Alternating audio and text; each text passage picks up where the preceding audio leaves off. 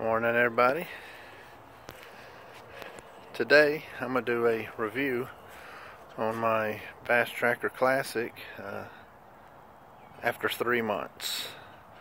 I got it mid-October, had it on the lake several times. So far I've had no issues at all. As far as cranking, running,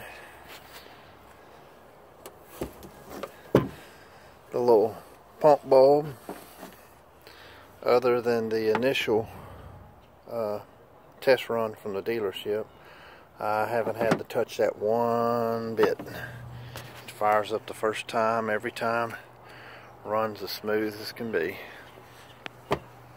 Gets up on plane real quick.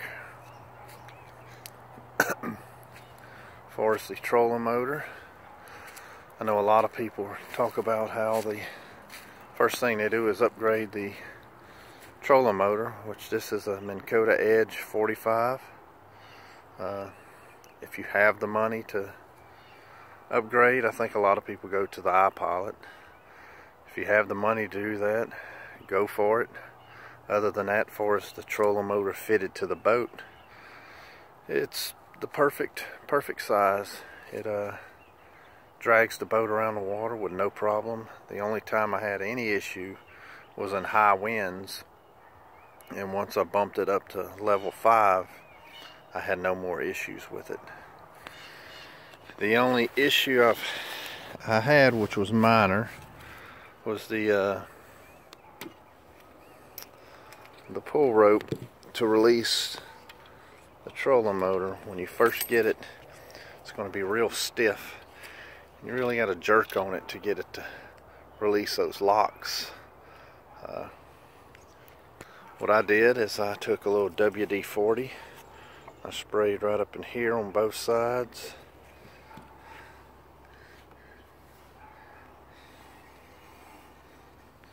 And up in here. And there's another one right here. You can probably see it moving right there. Anyway, after spraying it, instead of almost jerking the rope, as you can see, I just barely pull it now. Well, do the Velcro. I can just barely pull it, and it comes undone. Makes a huge difference. If you're having issues with that, like I said, take you some WD-40, spray around this one and this one on both sides, work it a few times, and it makes it real easy to unlock it. Only other thing I done was when I first got the boat, first few times out, as you can see, the front deck space, it has plenty of front deck space. The only issue was behind it. As soon as I turn around, it was a drop off. So one of the first things I done was I built a deck extension, added an extra 21 inches to the rear, which is like night and day. It makes it a whole lot better. If you're interested in that, I have additional videos on my site that you can check out where I explain how I built it. The only other thing I done was I added a rod strap to the front. This was real easy. Let's see if I can get the sun out. It cost me $7. It's like a little bungee strap. Real easy to install. It's 3 screws. One right here and one on the little two on the clip. If you decide to do this, I would suggest to place your rods down, then shut your trolling motor to make sure it's not going to interfere with your rods.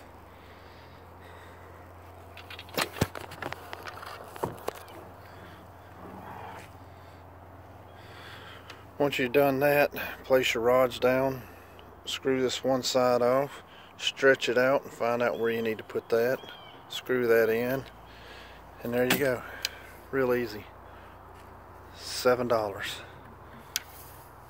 Only other issue I've had with the boat for is what I've already explained on the boat. Trailer wise, the trailer is good shape, no issues at all, except for this. You'll notice that the license plate strap or bracket is just a little cheap piece of plastic. I was afraid that that was going to break off, so instead of mounting it on the little bracket, I just screwed it right there onto the frame of the trailer.